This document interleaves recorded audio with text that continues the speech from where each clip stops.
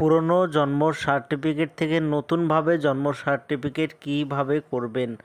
আগের দিনে জন্ম সার্টিফিকেট যেটা স্ক্রিনে দেখতে পাচ্ছেন লাল রং কালারের, তো এরকম হাতে লেখা জন্ম সার্টিফিকেট এটা আগের দিনে দেওয়া হতো। এখন নতুনভাবে ডিজিটালভাবে জন্ম সার্টিফিকেট দেওয়া হচ্ছে। তো যদি আপনার পুরনো জন্ম সার্টিফিকেট থাকে তো সেটাকে নতুনভাবে জন্ম সার্টিফিকেট আপডেট কিভাবে করবেন বিস্তারিত জানতে ভিডিওটি সম্পূর্ণভাবে দেখতে থাকুন। আমাদের এই চ্যানেল থেকে অনলাইনের সব রকমের তথ্য সবার আগে দিয়ে থাকি। চ্যানেলটিকে সাবস্ক্রাইব করে পাশে থাকবেন যাতে ভিডিওগুলো সবার আগে আপনার কাছে পৌঁছে যায়। পুরনো জন্ম সার্টিফিকেট থেকে নতুন জন্ম সার্টিফিকেট কিভাবে করবেন, তো স্ক্রিনে দেখতে পাচ্ছেন লাল রঙের যেটা জন্ম সার্টিফিকেট, তো এটা আগের দিনে দেওয়া হতো। যদি আপনার এরকম জন্ম সার্টিফিকেট থাকে সেটা কিভাবে আপডেট করবেন, তো আপডেট করার জন্য এটা যেহেতু আগের দিনে দেওয়া যেটা হাতে লেখা, তো এটা অনলাইনে দেওয়া নেই।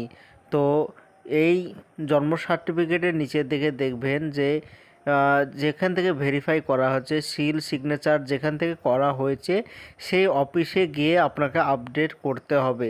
যদি আপনার জন্ম সার্টিফিকেটে ভুল থাকে তো ভুল সংশোধন করাতে গেলেও আপনাকে অফিসে যেতে হবে। ধরুন এটা যদি হাসপাতাল থেকে দিয়ে থাকে তো এটা হাসপাতালে যেতে হবে।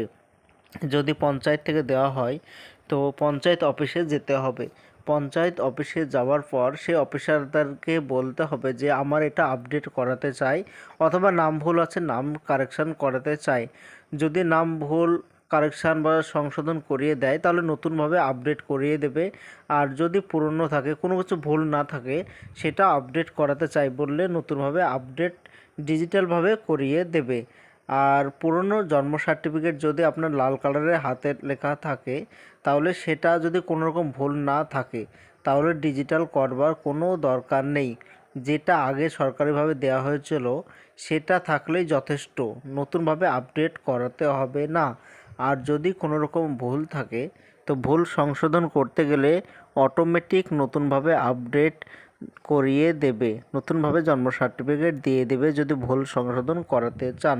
তো এটাই ছিল আজকের জন্য ছোট্ট ভিডিও। এরকম নতুন নতুন ভিডিও আমরা এই চ্যানেলে দিয়ে থাকি, চ্যানেলটিকে সাবস্ক্রাইব করে পাশে থাকবেন।